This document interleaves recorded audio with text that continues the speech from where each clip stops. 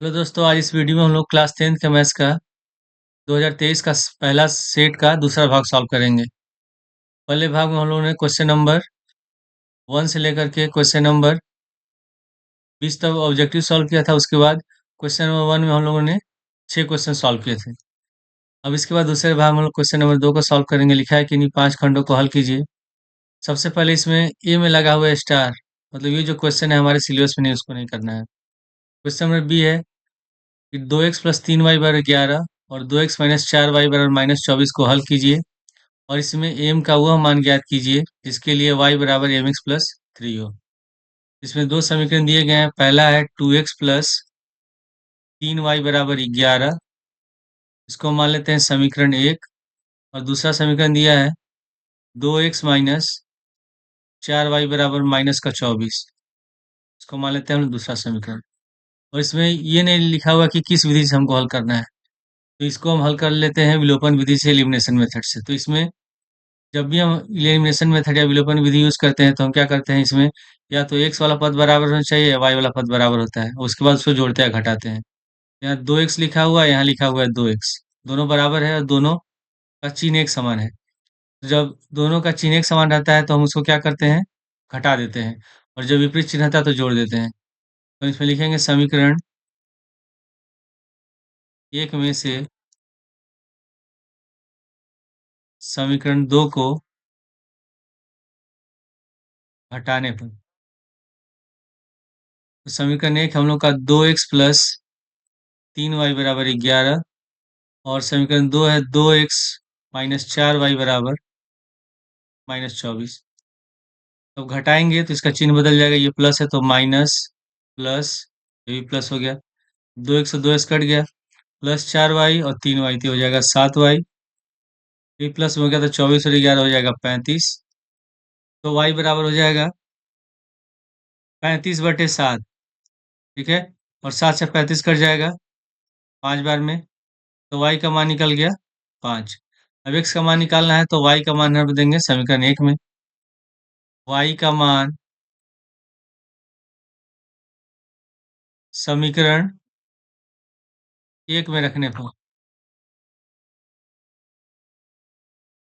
समीकरण 1 हम लोग का 2x + 3y = 11 और y बराबर निकला है 5, तो 2x + 3 × y का मान रख देंगे 5 बराबर 11। 2x + 3 = 15 बराबर 11। अब 15 को ले जाएंगे हम लोग दाएं साइड तो माइनस हो जाएगा,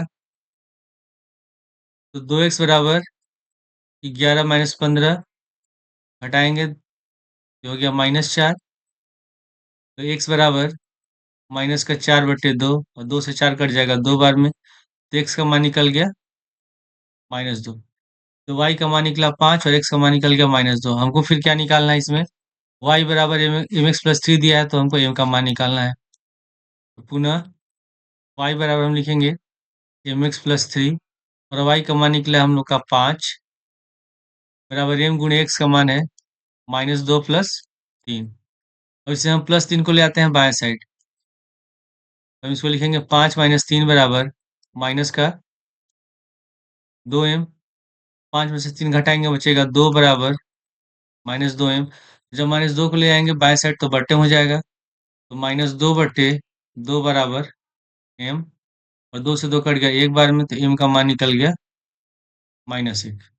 क्वेश्चन नंबर सी है कि यदि लिखा है कि यदि कोई रेखा एक त्रिभुज एबीसी की भुजाओं AB और AC को क्रमशः D तथा E पर प्रतिच्छेद करे तथा भुजा BC के समांतर हो तो सिद्ध कीजिए कि AD/AB बराबर AE/AC।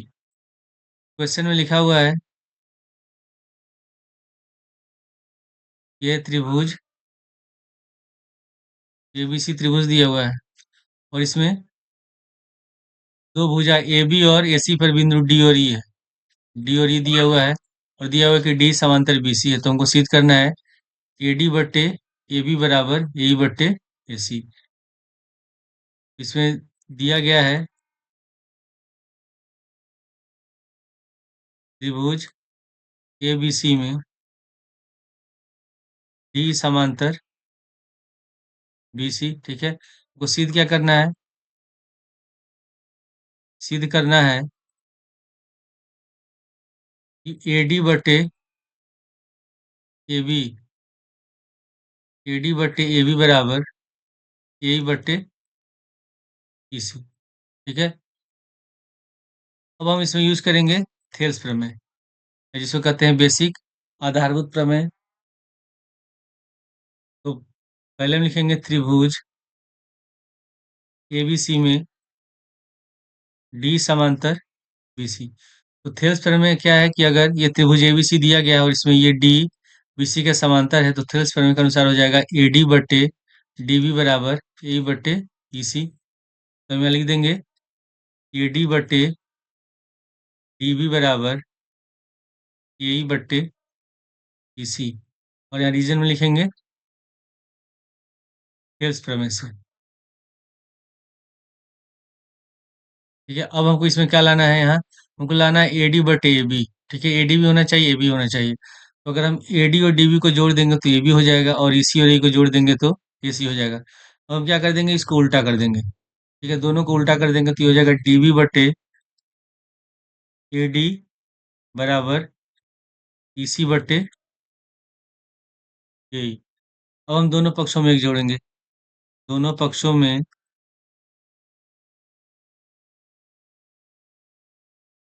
एक जोड़ने पर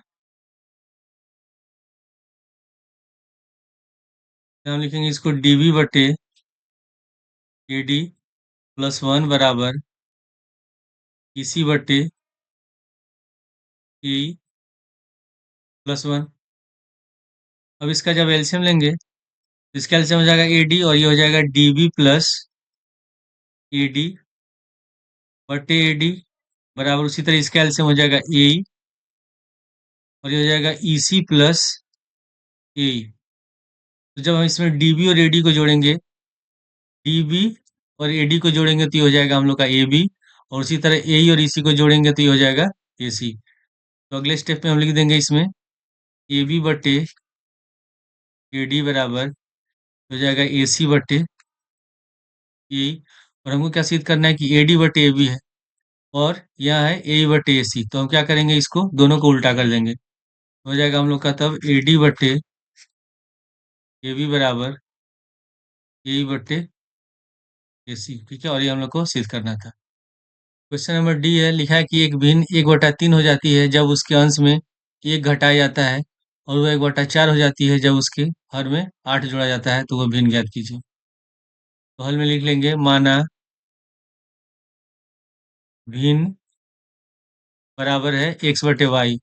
इसमें x हमारा अंश है और y हर है। तो प्रश्नानुसार पहले केस में हम लिखेंगे, यहाँ लिख देंगे केस फर्स्ट।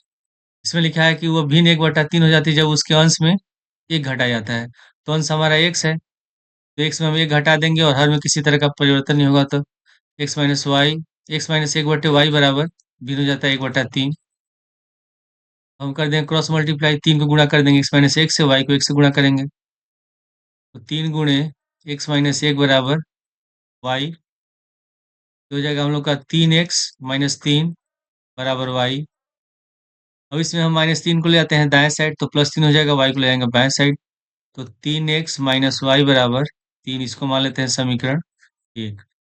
उसके बाद फिर केस सेकंड में, इसमें क्या लिखा हुआ है कि वह 1/4 हो जाती है जब हर में 8 जोड़ा जाता है। यानी कि जो अंश है इसमें किसी तरह का परिवर्तन नहीं होता। तो भिन्न हमारा है x/y, और हर है हमारा y, इसमें कितना जोड़ना है 8। तो भिन्न हो जाता है हम लोग का 1/4। इसमें भी क्रॉस मल्टीप्लाई कर देंगे, 4 को गुणा कर देंगे x से, तो हो जाएगा 4x, y+8 को गुणा करेंगे 1 से, तो ये हो गया y+8। और y को ले आएंगे हम लोग बाएं साइड, तो इसको हम लिख देंगे 4x-y बराबर 8, इसको मान लेंगे समीकरण 2। अब समीकरण 1 में यहाँ भी -y है और यहाँ भी -y है, दोनों इसमें बराबर है। तो इसमें क्या करेंगे, y वाला पद बराबर है और दोनों का चिन्ह एक समान है, माइनस दिया हुआ है।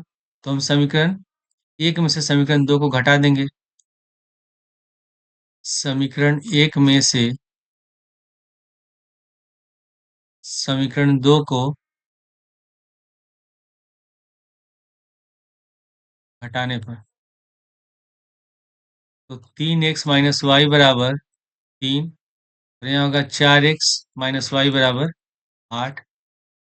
तो घटाएंगे, ये दोनों प्लस में है तो इसका चिन्ह बदल जाएगा माइनस, ये माइनस है तो प्लस, यहाँ हो गया माइनस। तो -y और ये +y कट गया, -4x + 3 से घटाएंगे तो बचेगा -x, और -8 + 3 होगा -5। तो -5 कट गया प्लस, तो x का मान निकल गया 5। अब x का मान निकल गया, हमको y का मान निकालना है, तो x का मान रख देते हैं समीकरण 1 में। x का मान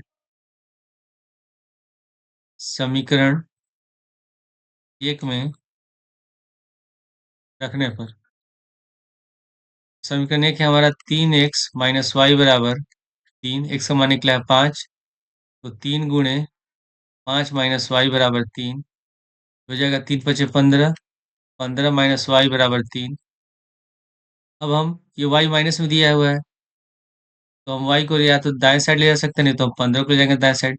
तो 15 को जब दाएं साइड ले जाएंगे तो ये माइनस में हो जाएगा, तो -y बराबर ये होगा 3 - 15, तो -y बराबर घटाएंगे बचेगा -12, तो -5 कट गया प्लस, तो y बराबर निकल गया 12। x का मान निकला 5 और y का मान निकल गया 12, तो भिन्न हमारा क्या होगा, भिन्न दिया हुआ है x/y, तो x का मान रख देंगे हम लोग 5 और y का मान रख देंगे 12, तो हमारा आंसर हो जाएगा 5/12। क्वेश्चन नंबर ई है, इसमें लिखा है कि समीकरण x प्लस 1/x बराबर 3 और x is not equal to 0 के मूल ज्ञात कीजिए। इसमें जो दिया गया समीकरण है x प्लस 1/x बराबर है 3, तो इसमें हम एलसीएम ले लेंगे। एलसीएम होगा हमारा x, x के नीचे 1 छिपा है, तो जब दोनों का एलसीएम लेंगे x होगा, x में 1 से गुणा कर देंगे, x² + 1 बराबर 3। अब x ले जाएंगे दाएं साइड तो हो जाएगा 3x, x² + 1 बराबर 3x। अब हम 3x को लाते हैं बाएं साइड, तो ये प्लस है तो माइनस हो जाएगा, तो x² - 3x + 1 बराबर 0। अब इसके हमको मूल ज्ञात करना है, तो इसका हम हल करने के लिए द्विघाती सूत्र का यूज करेंगे, क्वाड्रेटिक फार्मूला का। तो फार्मूला क्या होता है कि x बराबर -b ± √b² - 4ac बटे 2a। तो इसके लिए सबसे पहले हम निकालते हैं वियुत का डिस्क्रिमिनेंट निकालते हैं। तो उसके लिए हमको एबीसी का मान निकालना होगा, तो इसकी हम तुलना करेंगे x² + bx + c बराबर 0 से। इसमें x का गुणांक x² का गुणांक 1 हो जाएगा, तो a बराबर हम लिखेंगे 1, b बराबर होगा -3 और c बराबर हो गया 1। ठीक है, तो अब निकालेंगे व्युत्कर, तो d बराबर होता है b² - 4ac, b बराबर है -3, तो हो गया -3 का होल स्क्वायर माइनस 4 गुणे a बराबर है 1 और c बराबर भी 1 है, तो -3 का होल स्क्वायर हो जाएगा 9, 4 एकम 4, 9 में से 4 घटाएंगे 5, और ये 0 से बड़ा है, इसके मूल होंगे वास्तविक और असमान होंगे, तो लिख देंगे मूल वास्तविक तथा असमान है। ठीक है, अब हम इसमें निकालेंगे, इसका मूल निकालेंगे, अब इसे मान रख देते हैं, यहाँ माइनस लिखेंगे, b बराबर है -3, तो माइनस पहले से, तो ब्रैकेट में b का मान लिख देंगे -3 प्लस माइनस b² 4ac का मान निकला है 5, तो यहाँ लिख देंगे 5/2a। 2 गुणे a का मान है 1, हो जाएगा यहाँ माइनस माइनस प्लस, तो 3 प्लस माइनस √5/2, इसका 2 मान निकल जाएगा। एक बार इसको प्लस में लिखेंगे, एक बार माइनस में, तो x बराबर हो जाएगा 3 प्लस √5/2 या 3 माइनस √5/2। क्वेश्चन नंबर एफ है कि दी गई बारंबारता सारणी की माध्यिका 28.5 है, x और y का मान ज्ञात कीजिए, जबकि कुल बारंबारता 60 दिया हुआ है। वर्ग अंतराल लिख लेंगे हम लोग, उसके बाद बारंबारता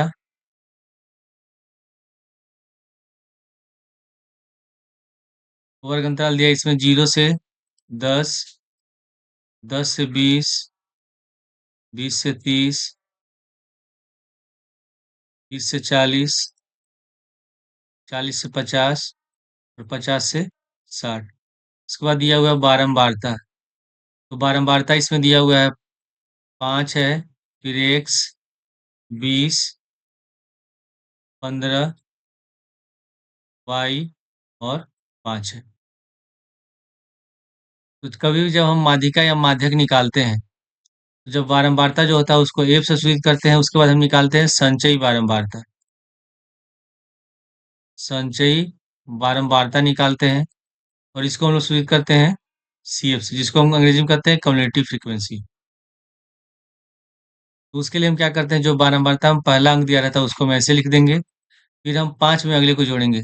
तो 5 में जब हम x जोड़ेंगे तो हो जाएगा 5 प्लस एक्स, फिर 5 प्लस एक्स में 20 को जोड़ेंगे तो अंक जोड़ते हैं, 5 और 20 जोड़ेंगे तो हो जाएगा 25, और एक्स को ऐसे लिख देंगे 25 प्लस एक्स, फिर 25 प्लस एक्स में 15 को जोड़ेंगे तो 15 25 जोड़ जाएंगे तो हो जाएगा 40 प्लस एक्स, फिर 40 प्लस एक्स में वाई को जोड़ेंगे तो हो जाएगा 40 प्लस एक्स प्लस वाई, फिर 40 प्लस एक्स प्लस वाई में 5 जोड़ेंगे तो होगा 45 प्लस एक्स प्लस वाई। ठीक है। अब इसमें लिखा है कि जो इसमें कुल बारंबारता है, ये जो बारंबारता है इसका योग कितना दिया है, 60 दिया हुआ है। जब इसको भी हम जोड़ेंगे तो 45 प्लस एक्स प्लस वाई के बराबर होना चाहिए। तो 5 बीस पाँच 25, 25 और 15 40 और 5 45, और यहाँ एक्स है वाई है तो इसको जोड़ेंगे तो प्लस एक्स प्लस वाई, और इसका योगफल कितने के बराबर दिया है, 60 के, यानी कि जो बारंबारता का योगफल है 60 के बराबर है। अब इसमें हम क्या करेंगे, 45 को ले जाते हैं हम लोग दाएं साइड, तो एक्स प्लस वाई बराबर हो जाएगा 60 माइनस 45, तो घटाएंगे तो एक्स प्लस वाई बराबर हो जाएगा 15। अब इसमें हम वाई को ले आते हैं, या वाई को ले आते हैं दाएं साइड, तो एक्स बराबर हो जाएगा 15 माइनस वाई, इसको मान लेते हैं समीकरण एक, या ऊपर वाले पद को भी मान सकते हैं समीकरण एक्स प्लस वाई बराबर 15। तो हमको निकालना है माध्यिका इसका, तो माध्यिका का फॉर्मूला पहले लिख लेते हैं हम लोग। माध्यिका बराबर होता है एल प्लस एन बट्टे 2 माइनस सी एफ बट्टे एफ गुणे एच, ये फॉर्मूला होता है। इसमें जो माध्यिका दिया 28.5 दिया है, तो जो 28.5 है इसको हम वर्ग अंतराल में, वैसा वर्ग अंतराल लेंगे जिसके बीच में ये 28.5 का माना है। तो 28.5 किसके बीच में आएगा, 20 और 30 के बीच में आएगा, तो ये हमारा माध्यक वर्ग होगा। ये जो वर्ग, ये जो लाइन है ये हमारा माध्यक वर्ग है।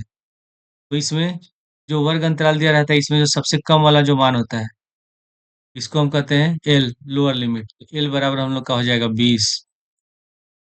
उसके बाद जो बारंबारता में जो माध्यक वर्ग दिया है इसमें हमारा 20 हो जाएगा बारंबारता, और जो सी एफ होता है, जो संचयी बारंबारता दिया है माध्यक वर्ग का, उसके ठीक पहले वाला यानी कि 5 प्लस एक्स, एफ बराबर हम लिख देंगे 20, और सी एफ बराबर लिखेंगे 5 प्लस एक्स। तो उसमें एच है, तो एच जो होता है ये जो वर्ग अंतराल के बीच का जो अंतर होता है, निम्न सीमा और ऊपरी सीमा के बीच का अंतर, तो सबका अंतर 10-10 का है, तो एच बराबर हो जाएगा 10। अब यहाँ जो फॉर्मूला है इसका मान रख देते हैं, माध्यिका दिया हुआ 28.5 बराबर एल है हम लोग का 20 प्लस एन बटे 2। एन जो है ये बारंबारता का योग यानी कि कितना दिया है, 60 है, एन की जगह हम लिख देंगे 60 बटे 2 माइनस सी एफ है 5 प्लस एक्स, इसको ब्रैकेट में लिख देंगे 5 प्लस एक्स, ठीक है, और बट्टे एफ, एफ कितना दिया हुआ है 20 है, तो यहाँ 20 लिख देंगे, और गुणे एच बराबर है 10, तो 10 से 20 कट जाएगा 2 बार में, 2 से 60 कट जाएगा 30 बार में, ठीक है। अब हम 20 को ले आते हैं बाएं साइड, ये जो प्लस 20 है इसको लाएंगे बाएं साइड तो माइनस हो जाएगा, तो 28.5 माइनस 20 बराबर, यहाँ बच गया हम लोग का 30 माइनस, जब ब्रैकेट हटाएंगे तो ये दोनों प्लस है तो माइनस हो जाएगा, तो -5 माइनस एक्स बट्टे 2। अब 28.5 में से 20 घटाएंगे तो बचेगा हम लोग का 8.5 बराबर, 30 में से 5 घटाएंगे 25 माइनस एक्स बटे 2। अब 2 को लाएंगे हम लोग बाएं साइड, तो 2 को गुणा करेंगे 8.5 में तो ये हो जाएगा 17, तो 17 बराबर 25 माइनस एक्स, तो एक्स का मान निकालना है, एक्स माइनस में तो इसको लाते हैं बाएं साइड और 17 को लाते हैं दाएं साइड, तो एक्स बराबर 25 माइनस 17, और 25 में 17 घटाएंगे बचेगा 8, ठीक है, तो एक्स का मान निकल गया 8। अब हमको निकालना है वाई का मान, तो एक्स का मान हम रख देंगे समीकरण 1 में, पूरा पद इसी को हम मान लेते हैं समीकरण में, एक्स का मान हम देते हैं समीकरण 1 में तो वाई निकल जाएगा।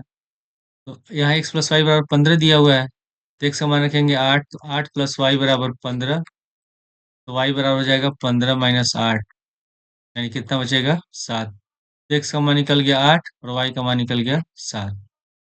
अगला क्वेश्चन है, लिखा है कि दो घनों जिनमें प्रत्येक का आयतन 64 सेंटीमीटर क्यूब के संलग्न फलकों को मिलाकर एक ठोस बनाया जाता है, प्राप्त घनाभ का पृष्ठीय क्षेत्रफल ज्ञात कीजिए। तो क्वेश्चन में दिया है कि दो घन है। घन कहते हैं जिसके चारों किनारे बराबर होते हैं। ऐसे दो घन दिया गया है और दोनों का जो पृष्ठ है उसको मिला करके एक घनाभ बनाया गया है। तो हमको बताना है कि इसका पृष्ठीय क्षेत्रफल क्या होगा। तो इसके लिए जो घन है इसका हमको निकालना पड़ेगा प्रत्येक घन की लंबाई क्या होगा, इसकी भुजा की लंबाई निकालना होगा। तो क्वेश्चन में दिया हुआ कि घन का आयतन बराबर 64 सेंटीमीटर क्यूब, और घन का आयतन का फॉर्मूला होता है भुजा का होल क्यूब, या हम लोग ए क्यूब कहते हैं। तो भुजा का क्यूब बराबर हो जाएगा 64, और जब यहाँ से हम लोग और जब हम ये क्यूब हटाएंगे तो इधर हो जाएगा घनमूल क्यूब रूट हो जाएगा। तो भुजा बराबर हो जाएगा 64 का क्यूब रूट, और जब इसका निकाल लेंगे हम लोग गुणनखंड निकालते हैं, इसको हम लिख सकते हैं 4 गुणे 4 गुणे 4। तो यहाँ 3 दिया हुआ तो 3 में से एक बाहर हो जाएगा, तो भुजा निकल जाएगा हम लोग का 4 सेंटीमीटर। यानी कि प्रति एक घन के कोर की लंबाई हो जाएगी 4, तो ये भी 4, तो लंबाई कितनी हो जाएगी तब घनाभ की 8 सेंटीमीटर। चौड़ाई 4 ही होगा, ठीक है, और ऊंचाई भी कितना हो जाएगा, ऊंचाई भी 4 सेंटीमीटर है। तो हमें लिख लेंगे घनाभ की लंबाई,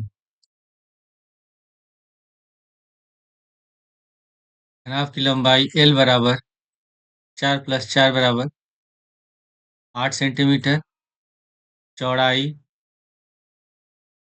B बराबर 4 सेंटीमीटर, ऊंचाई H बराबर है 4 सेंटीमीटर। हमको निकालना घनाभ का पृष्ठीय क्षेत्रफल। तो जब यहाँ यहाँ केवल लिखा है पृष्ठीय क्षेत्रफल, इसका मतलब निकालेंगे कुल पृष्ठीय क्षेत्रफल। घनाभ का कुल पृष्ठीय क्षेत्रफल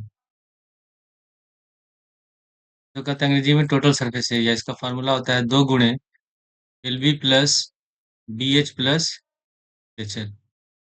तो 2 गुणे L है 8, लंबाई 8 है, फिर B है चौड़ाई 4, प्लस फिर B है 4, H है 4, इसके बाद फिर H है 4 और L है 8। इसको जब हम गुणा करेंगे तो हो जाएगा 8 चौके 32, 4 चौके 16, फिर 8 चौके 32। तो 2 गुणे 32 प्लस 16 प्लस 32, तो 32 और 16 जोड़ेंगे तो 48, 48 और 32 जोड़ जाएंगे तो 80, तो 2 गुणे 80, तो गुणा करेंगे तो हो जाएगा 160 सेंटीमीटर स्क्वायर।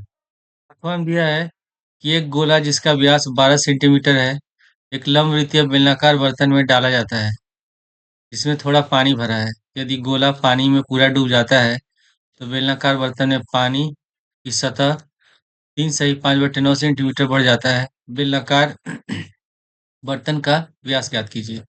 तो क्वेश्चन में लिखा है कि एक ऐसे बेलनाकार बर्तन है,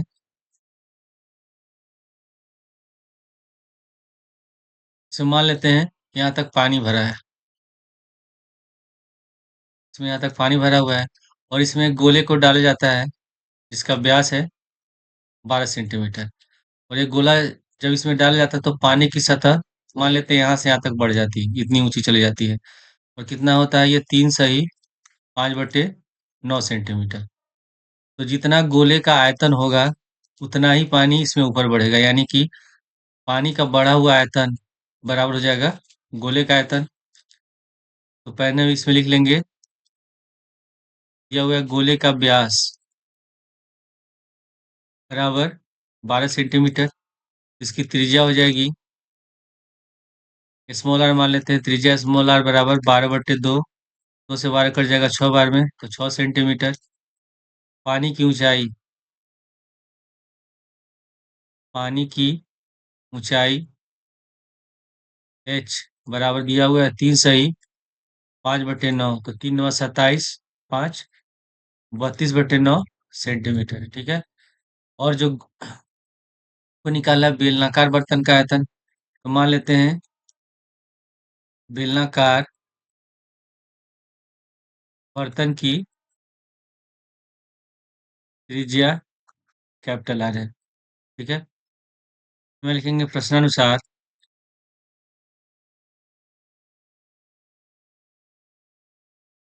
बर्तन में बढ़ा पानी का आयतन बराबर गोले का आयतन।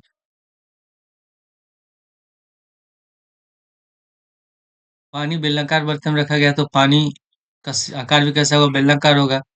तो इसका आयतन का सूत्र हो जाएगा पाई, हम लोगों ने माना कि त्रिज्या कैपिटल आर, तो पाई आर स्क्वायर एच बराबर 4/3 पाई आर क्यूब। हम लोग पाई से पाई को काट देंगे। अब इसे हम आर का मान, आर तो हमको निकालना है, तो कैपिटल आर स्क्वायर गुणे ऊंचाई एच है, और एच दिया हुआ है 32/9 बराबर 4/3 गुणे आर है 6, तो लिख देंगे 6 का क्यूब। अब ये 6 का क्यूब है तो इसको 3 बार लिख सकते हैं, तो यहाँ हम लिख देंगे आर स्क्वायर गुणे 32/9 बराबर 4/3 गुणे 6 गुणे 6 गुणे 6। अब इसके बाद हम क्या करते हैं, इसको हम अभी 306 को काट देते हैं 2 बार में, और इसमें जो 32/9 है इसको भी ले जाते हैं हम लोग दाएं साइड, तो 9 चला जाएगा ऊपर, गुणा हो जाएगा 32 चला जाएगा नीचे, तो आर स्क्वायर बराबर 4 गुणे 2 गुणे 6 गुणे 9/32। 4 से 32 कट गया 8 बार में, 2 से 8 कटेगा 4 बार में, फिर 2 से 4 कट गया 2 बार में, 6 कट गया 3 बार में, और 2 से 6 कट गया 3 बार में। तो आर स्क्वायर बराबर, ये 3 3 9 लिख सकते हैं, 9 गुणे 9। अगर स्क्वायर हटा दे यहाँ, तो यहाँ कितना हो जाएगा, ये अंडर रूट हो जाएगा, यानी कि आर बराबर हो गया 9 सेंटीमीटर।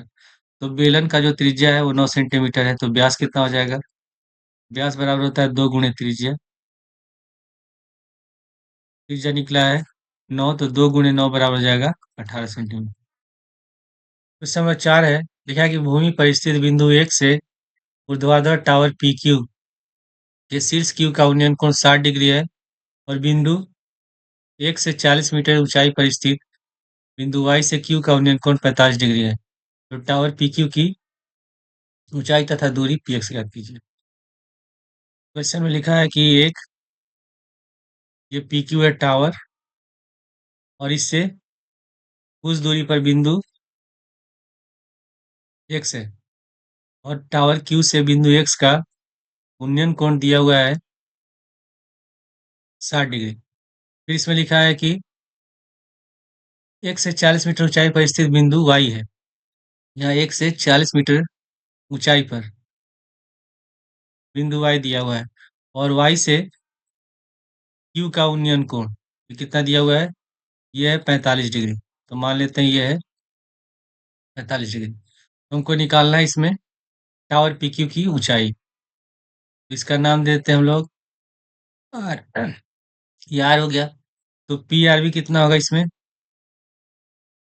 40 मीटर। क्यू आर को हम मान लेते हैं एच, और इसमें जो एक्स पी है इसको मान लेते हैं दूरी को डी।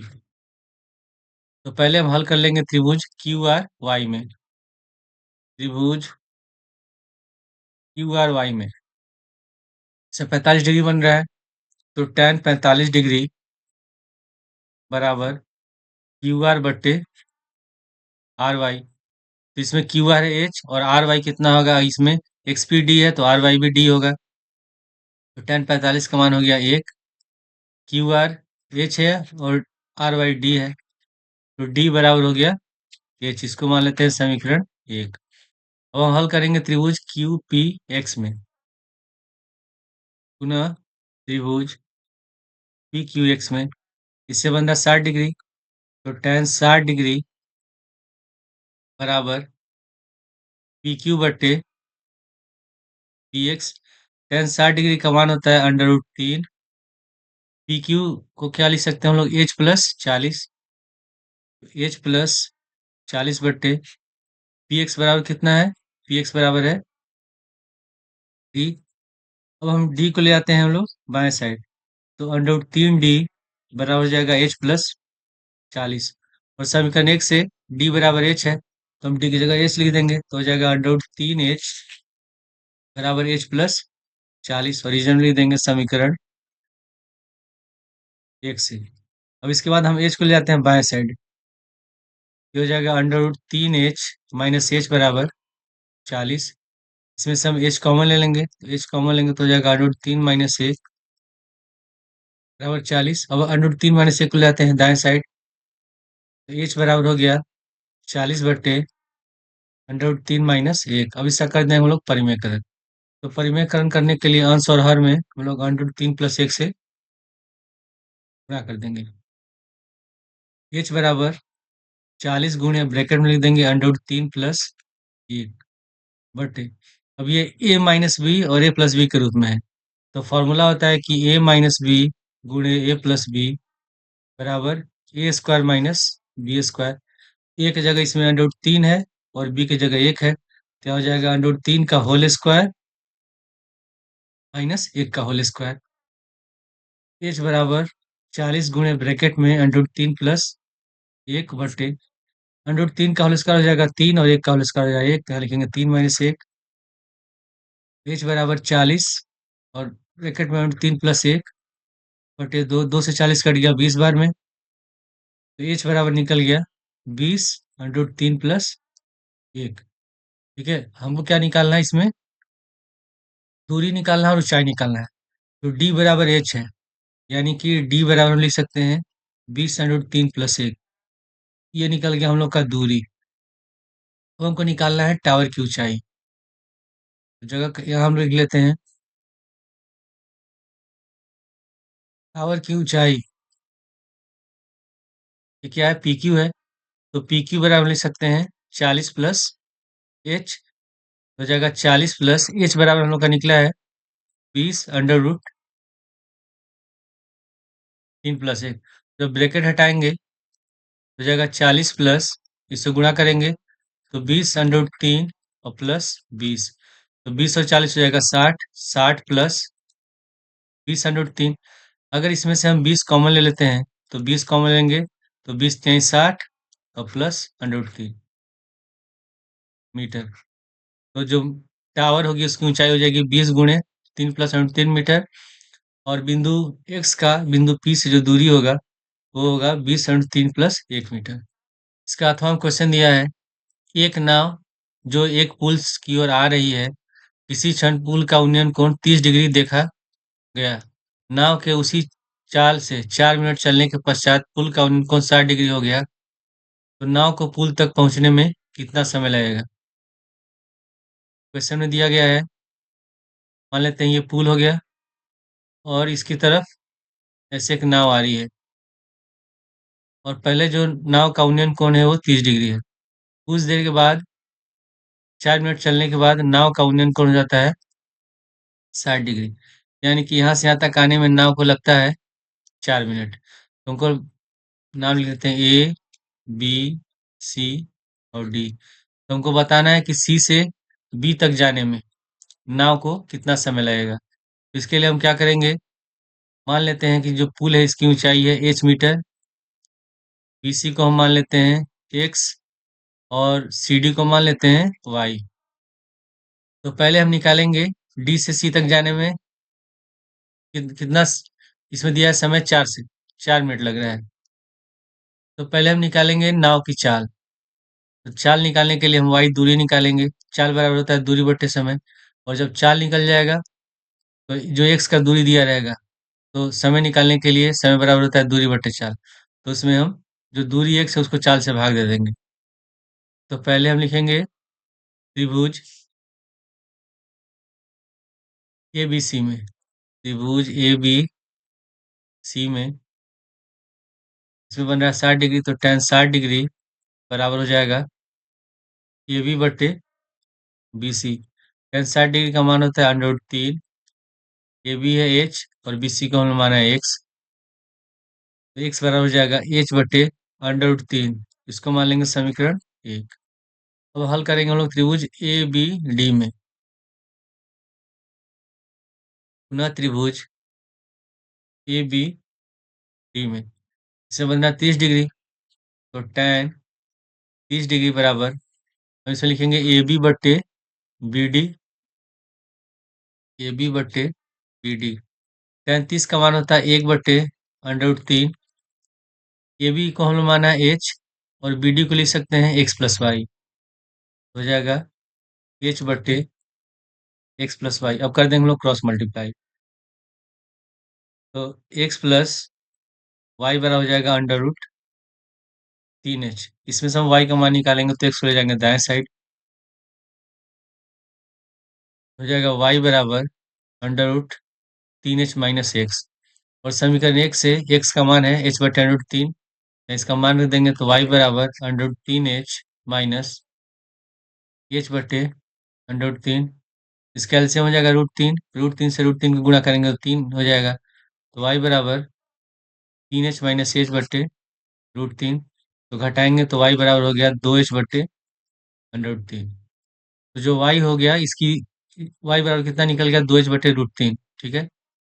अब हमको निकालना है, समय दिया है, यानी कि y दूरी तय करने में 4 मिनट का समय लगता है। तो हम निकालेंगे नाव की चाल। नाव की चाल बराबर हो जाएगा दूरी बट्टे समय।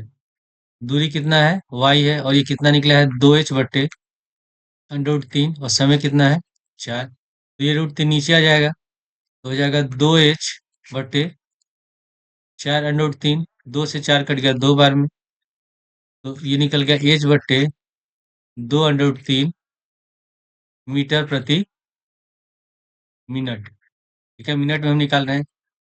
अब ये निकल गया हम लोग का चाल। फिर हमको निकालना है कि जब नाव सी से बी जा रही है, यानी कि x दूरी तय कर रही है, तो उसको कितना समय लग रहा है। तो हम निकालेंगे पुनः x दूरी तय करने में नाव को लगा समय। तो समय बराबर होता है दूरी बट्टे चाल। दूरी कितनी है, दूरी है x, तो x जगह हम लिख देंगे x कितना निकला है, x निकला हम लोग का h/√3। यहाँ लिख देंगे, यहाँ ऊपर लिख देते हैं हम लोग, जगह कम है h/√3।